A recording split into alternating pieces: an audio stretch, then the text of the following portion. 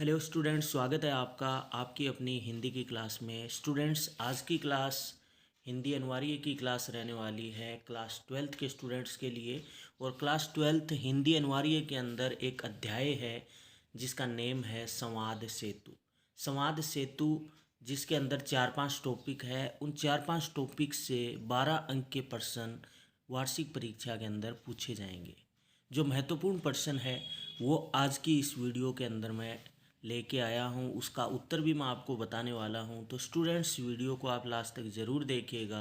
अगर वीडियो आपको अच्छी लगे तो लाइक कर दीजिएगा, दोस्तों में शेयर्स कर दीजिएगा। चैनल पे आप नए हो, अभी तक आपने चैनल को सब्सक्राइब नहीं किया है, चैनल को भी आप सब्सक्राइब कर दीजिएगा। और साथ में इसी तरह की और वीडियोज़ प्राप्त करने के लिए पास में जो घंटे का निशान है उसे भी दबा दीजिएगा, ताकि जैसे ही नई वीडियो अपलोड की जाए उसका नोटिफिकेशन सबसे पहले आपके पास पहुंच जाए।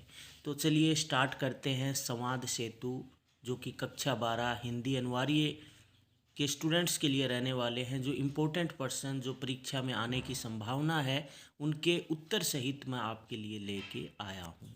पहला प्रश्न है, वर्तमान में संचार माध्यम के कितने रूप प्रचलित हैं, वर्णन करो। स्टूडेंट्स ध्यान रखिएगा, आपको परीक्षा के अंदर संवाद सेतु से जो प्रश्न पूछे जाएंगे उनका जवाब 40 शब्दों के अंदर कम से कम देना होगा। तो वर्तमान में संचार माध्यम के कितने रूप प्रचलित हैं? तो 3 रूप प्रचलित है स्टूडेंट्स। पहला है मुद्रित माध्यम, दूसरा है इलेक्ट्रॉनिक मीडिया और तीसरा है नव माध्यम। वर्णन करना है तो तीनों का अब अपन डिटेल से वर्णन भी कर देंगे।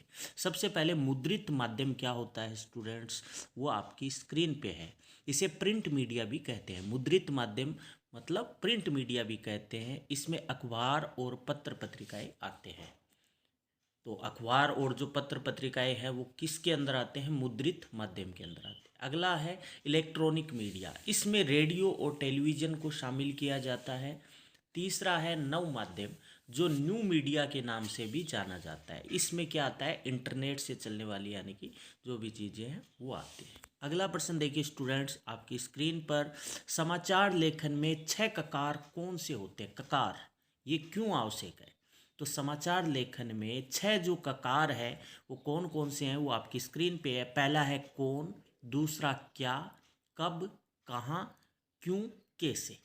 कौन, क्या, कब, कहाँ, क्यों, कैसे, ये 6 ककार है।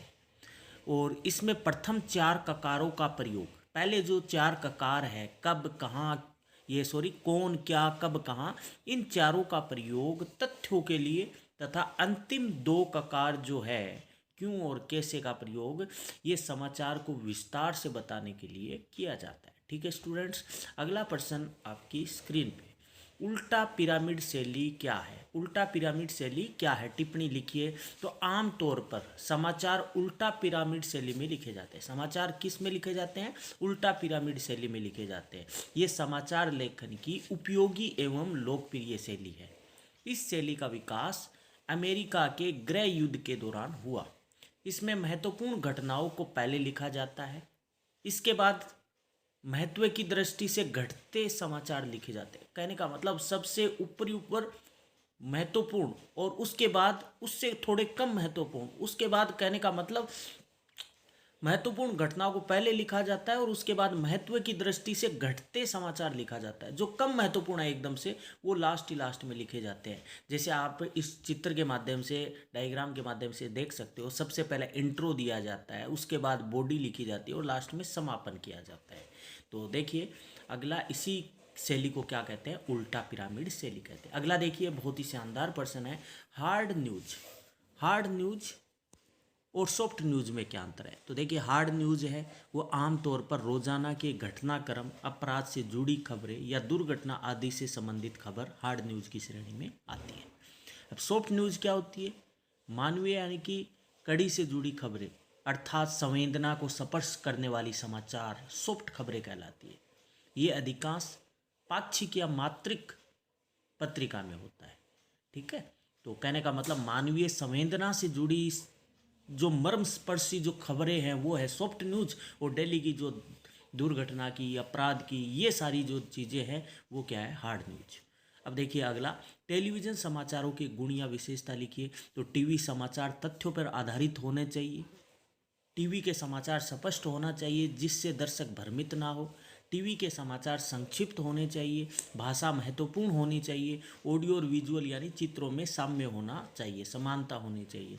तथ्यों का दोहराव से बचे। लास्ट पर्सन देखिए, वेब पत्रकारिता की समस्या क्या है, इसका समाधान कैसे होगा।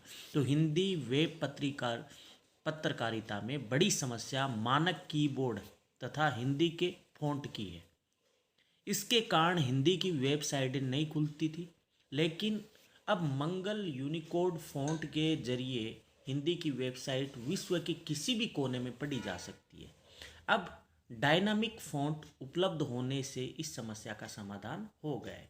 तो इस तरह से वेब पत्रकारिता की समस्या जो थी, जो पहले हर कहीं पे नहीं पढ़ा जा सकता था, अब डायनामिक यानी जो फ़ॉन्ट उपलब्ध होने के कारण कहीं पर भी इनको पढ़ा जा सकता है। तो स्टूडेंट्स, ये रही आज की अपनी संवाद सेतु पे वीडियो। उम्मीद करता हूँ वीडियो आपको अच्छी लगी होगी। वीडियो को लाइक शेयर सब्सक्राइब ज़रूर कर दीजिएगा। Thank you very much.